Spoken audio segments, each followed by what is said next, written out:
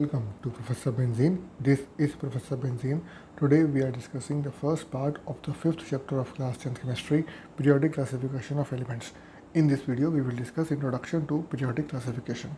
So let's begin. First सबसे पहले periodic classification दिया था डॉबर्नियर ने इन फॉर्म ऑफ ट्रेड्स, जिनको बोलते हैं डॉबर्नियर ट्रेड्स. क्या था? The arrangement of elements in such manner that elements with similar properties are grouped together while elements with dissimilar properties are separated. यानी कि एलिमेंट्स को ग्रुप करेंगे टुगेदर, सेट बनाएंगे एलिमेंट्स के, तीन एलिमेंट्स के, जिसमें कि उनकी प्रॉपर्टीज सेम होंगी. ऐसे एलिमेंट्स की प्रॉपर्टीज सेम है वो एक ग्रुप में रहेंगे, बाकी अलग हो जाएंगे. He arrange the elements with similar properties in a group of three known as trade in such a manner that the atomic masses of the middle element was approximately the average of the other two elements such as lithium, sodium and potassium. अब डॉबर्नियर trades में क्या हुआ कि elements के set बने, तीन elements के set बनाए गए in groups of three elements known as triads, जिनको ट्रेड बोला गया. Such manner that the atomic mass of the middle element was the approximately the average of the other two elements. यानी कि जो तीन एलिमेंट के साथ में ग्रुप किए गए उसमें फर्स्ट और लास्ट एलिमेंट के जो मासेस हैं उसका जो एवरेज है वो मिडिल वाले एलिमेंट के मास के आसपास है, approximate.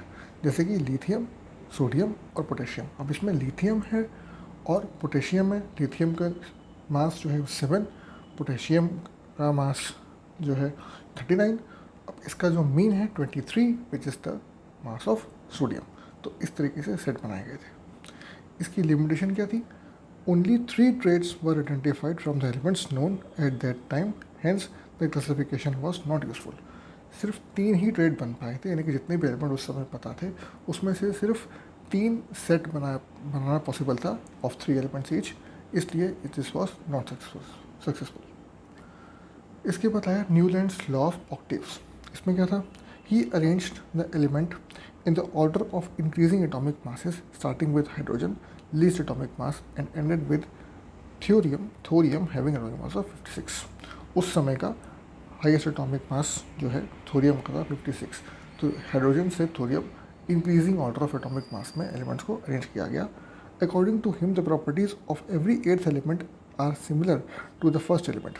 It was compared to music notation सारे गामा पा धा नी सा, and thus were named Newland's law of octaves, which means notes of music.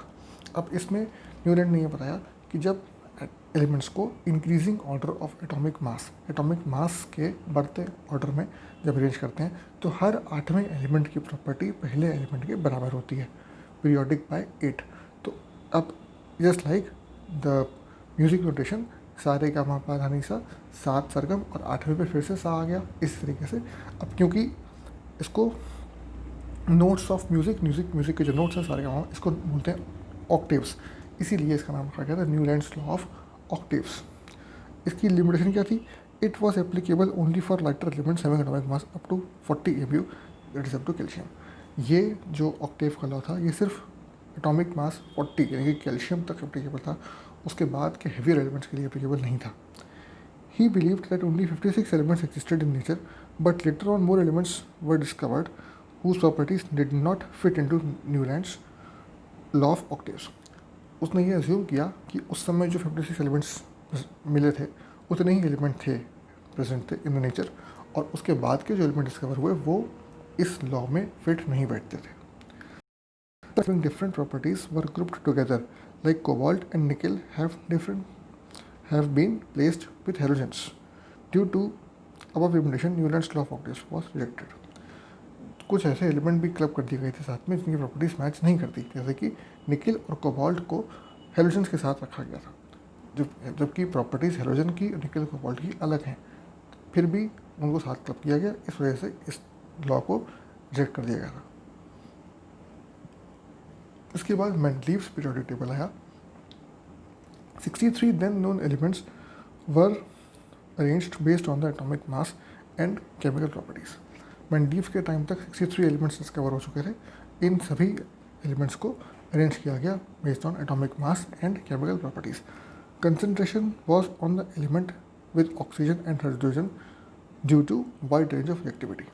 Hydrogen और ऑक्सीजन के साथ जो रिएक्टिविटी के बेसिस पे केमिकल प्रॉपर्टीज जस्टिफाई की गई, क्योंकि हाइड्रोजन और ऑक्सीजन से वो हाईली रिएक्टिव हैं। Formula of oxides and hydrides were taken as one of the basic properties. इसी वजह से हाइड्राइड्स और ऑक्साइड्स यानी कि reactivity with oxygen and hydrogen was taken as a basic property for classification. Elements were arranged in increasing order of atomic mass and there was a recurrence of physical and chemical properties. Increasing order of atomic mass में यहाँ भी लगाया गया और फिर से chemical properties जो है वो रिकर हुई, यानी कि एक स्पेसिफिक 8 एलिमेंट्स के बाद फिर से प्रॉपर्टीज रिपीट होनी शुरू हो गई. Thus, a periodic law was given as periodic properties of elements are the periodic function of their atomic mass. इसके बेसिस पे एक लॉ दिया गया जो कहता है कि properties of elements are the periodic function of their atomic mass, यानी कि एटॉमिक मास के रिस्पेक्ट में पीरियोडिकली एलिमेंट्स की प्रॉपर्टीज़ रिपीट होती हैं. अब मेंडलीव के टेबल के फीचर्स क्या थे? The table consisted of vertical columns called groups and horizontal rows called periods. There were 7 groups in the table and the group was subdivided into subgroups A and B, except group 7 which is 3 sets of elements in 4th, 5th and 6th period. मतलब group बनाए गए, 7 group थे, सबको group सब group A और B में divide किया गया, यानी 7A 7B 1A 1B 2A 2B and all, accept group 7 को नहीं किया गया, जहाँ पे 3 set of elements in 4th, 5th and 6th, 4th, 5th और 6th पीरियड में 3 सेट ऑफ एलिमेंट्स प्रेजेंट थे इन ग्रुप 7. बाकी 1 से 6 तक 1A 1B 2A 2B up to 6A and 6B and so on. Gaps were left for the then undiscovered elements and those were named using Sanskrit word as prefix. Example, Ekka aluminium, ऐसे elements जो उस समय नहीं मिले थे उनके लिए space gap छोड़े गए थे और उनके जो नाम थे उनको संस्कृत वर्ड्स यूज के प्रीफिक्स यूज़ करके नाम दिया गया.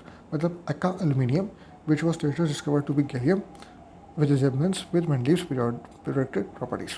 एक्का एल्यूमिनियम यानी कि एल्यूमिनियम के आसपास का एलिमेंट जो डिस्कवर नहीं हुआ था उसको एक्का एल्यूमिनियम नाम दिया गया, जिसकी जो बाद में डिस्कवर हुआ इन फॉर्म ऑफ गैलियम, जिसकी प्रॉपर्टीज़ मेंडलीव के प्रेडिक्शन से मैच करती थी. To group the element with similar properties, elements were also arranged in the descending order of atomic masses. अब क्योंकि यहाँ पे केमिकल प्रॉपर्टीज़, फिजिकल प्रॉपर्टीज़ और एटॉमिक मास दोनों को बेस बनाया गया था, इसलिए कभी कभी केमिकल प्रॉपर्टीज़ सेम होने की वजह से एडजस्ट करने के लिए जो अरेंजमेंट था वो डिसेंडिंग ऑर्डर में भी कर दिया गया ऑफ द एटॉमिक मास. मतलब जिसका एटॉमिक मास ज़्यादा था उसको इंक्रीजिंग ऑर्डर में वो बाद में आना चाहिए, लेकिन उसको पहले रखा गया with respect to lower atomic mass element. Noble gases discovered later could be added in the table without disturbing the order. जो नोबल गैसेस थे जो बाद में डिस्कवर हुए थे वो इस टेबल में एडजस्ट कर दिए गए बिना किसी डिस्टर्बेंस के. जो ऑर्डर बना था वो बना रहा, साथ में नोबल गैस भी आ गए थे आराम से. तो ये खासियत थी मेंडलीव्स पीरियोडिक टेबल की. अब इसके डीमेरिट क्या है? Position of hydrogen was not justified as it was placed with the alkali metals, though its electronic configuration resembles with alkali metals and also similar compounds like halogens, oxygen and sulfur, but hydrogen, just like halogens, also exist in diatomic form and forms covalent compounds with metals and non-metals.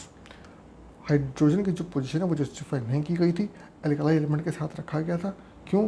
क्योंकि इसका electronic configuration एल्कालाई metal से match करता है और similar compounds बनते हैं with hydrogen, oxygen and sulphur, इसलिए group 1 में रखा गया, जस्टिफाइड. लेकिन साथ ही हेलोजेंस की तरह ही एग्जिस्ट एज डायटोमिक, हाइड्रोजन भी डायटोमिक फॉर्म में होता है, मतलब H2 के फॉर्म में होता है Cl2 की तरह, and forms covalent compounds with metals and non metals. Just like halogens, hydrogen also forms covalent compounds with metals and non metals. अब हेलोजेंस और अल्कलाई मेटल्स दोनों के साथ ही प्रॉपर्टीज मैच करती हैं, इसलिए इसकी पोजीशन जो थी वो जस्टिफाइड नहीं थी कि वहाँ क्यों रखा गया. It could have been placed with halogens also. Isotopes found no place in the table as the chlorine has 2 isotopes Cl35 and Cl37, but both were placed in the same group and position was not justified.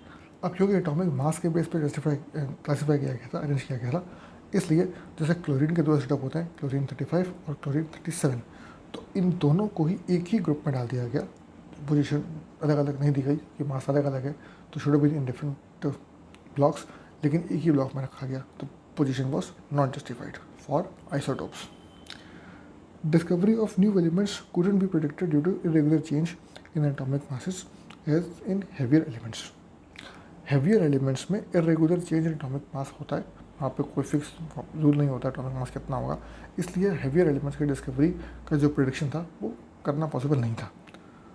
Few heavier elements were placed before lighter elements, यानी कि heavier elements जो कि increasing order में बाद पैना चाहिए थे, उन्हें लाइटर एलिमेंट से पहले रखा गया. Example argan 39.9 which is heavier was placed before potassium which is 39.1 lighter, उल्टा रखा गया. तो ये थे कुछ demerits of Mendeleev's periodic table. तो दोस्तों इस वीडियो में इतना ही. अगर ये वीडियो आपको पसंद आया, अगर ये वीडियो आपके काम का था, प्लीज़ इसे लाइक करिए, चैनल को सब्सक्राइब करिए और इस वीडियो को अपने दोस्तों के साथ स्कूल में, कोचिंग में सब जगह शेयर करिए ताकि उन्हें काम आ सके. मिलते हैं अगली वीडियो में अगले टॉपिक के साथ बहुत जल्द. Thank you very much.